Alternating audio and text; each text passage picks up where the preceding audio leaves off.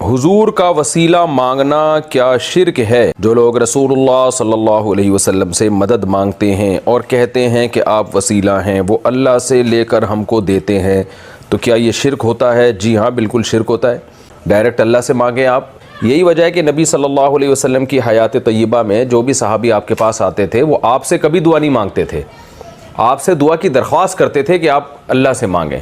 کبھی یہ نہیں کہتے تھے یا رسول اللہ آپ میرا یہ کام کر دیں، بلکہ آپ اللہ سے دعا کریں کہ اللہ میرا یہ کام کر دے۔ بسم اللہ الرحمن الرحیم، نحمدہ ونصلی ونسلم علی رسولہ الکریم۔ معزز سامعین، ہمیشہ اس بات کو ذہن نشین کر لینی چاہیے کہ قرآن اور حدیث کے خلاف یا صحابہ کرام رضوان اللہ علیہم اجمعین کے خلاف کوئی اپنا موقف پیش کرے، چاہے وہ کتنا ہی بڑا عالم کہلائے، ظاہر عالم تو ایسا کر ہی نہیں سکتا، چاہے وہ کہلائے، چاہے لاکھوں اس کے فالوورز ہو، ہرگز اس کی باتوں پر آ کر اپنے ایمان کو برباد نہ کر دینا۔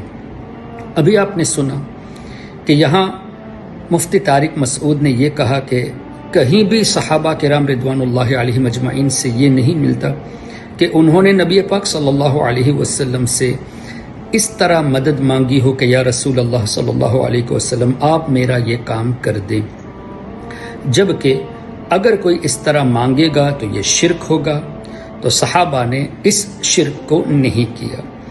سب سے پہلی بات تو یہ ہے کہ ہم سب کا عقیدہ یہ ہے کہ اللہ تعالیٰ ہی سب کچھ عطا فرماتا ہے، اور اللہ نے قرآن کریم ہی میں فرما دیا کہ اللہ نے ذرائع رکھے ہیں، اور بخاری شریف میں واضح طور سے ہے، نبی پاک صلی اللہ علیہ وسلم نے ارشاد فرمایا واللہ یعطی انما انا قاسم، اللہ دیتا ہے اور میں ہی تقسیم کرنے والا ہوں۔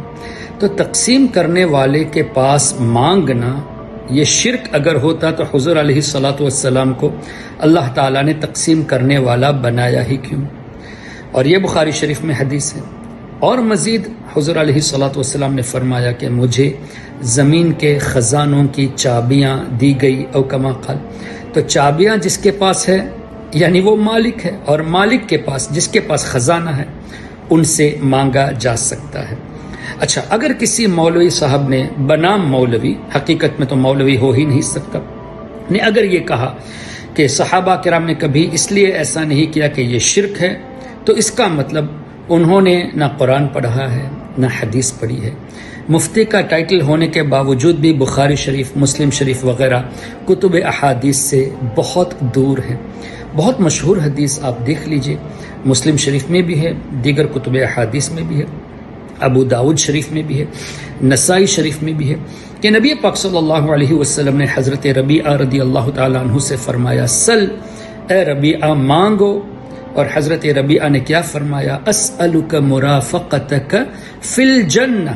یہ حدیث میں اس لیے پیش کر رہا ہوں، ویسے تو بہت سی حدیثیں ہیں، اس حدیث پاک کو پیش کرنے کا مقصد یہ ہے کہ کوئی یہ کہہ سکتا ہے کہ دنیاوی چیزیں مانگنے میں حرج نہیں، لیکن جنت کا سوال یہ تو آخرت کی چیز ہے، اور وہ بھی حضور علیہ الصلاۃ والسلام سے حضرت ربیعہ رضی اللہ عنہ نے مانگا، اور ہمارے آقا صلی اللہ علیہ وسلم نے یہ تو نہیں فرمایا کہ جنت میں نہیں دے سکتا، یہ میرے اختیار میں نہیں، یہ آخرت کی چیز ہے، میں کیسے جان سکتا ہوں کہ تمہارا انتقال ایمان کی حالت پر ہوگا یا نہیں، بلکہ حضور علیہ الصلاۃ والسلام نے او غیر ذالک فرمایا، یعنی اور بھی کچھ چاہیے۔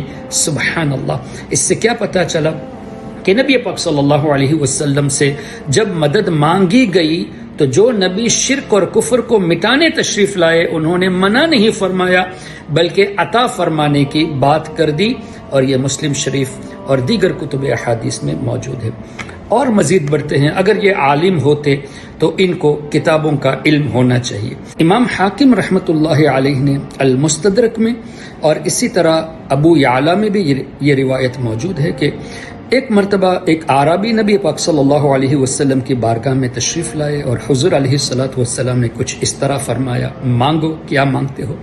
تو حضرت مولا علی مشکل کشا رضی اللہ عنہ فرماتے ہیں کہ ہم یہ سمجھ رہے تھے، اب دیکھیے صحابہ کرام کا عقیدہ، صرف مولا علی کا نہیں بلکہ دیگر صحابہ کا، ہم یہ سمجھ رہے تھے کہ اب چونکہ حضور نے مطلق فرما دیا مانگو تو یہ ضرور جنت مانگ لے گا، لیکن ہوا کیا، انہوں نے اونٹ کا تذکرہ کیا، اور جانے کے بعد ان کے نبی پاک صلی اللہ علیہ وسلم نے کیا اس طرح نہیں فرمایا؟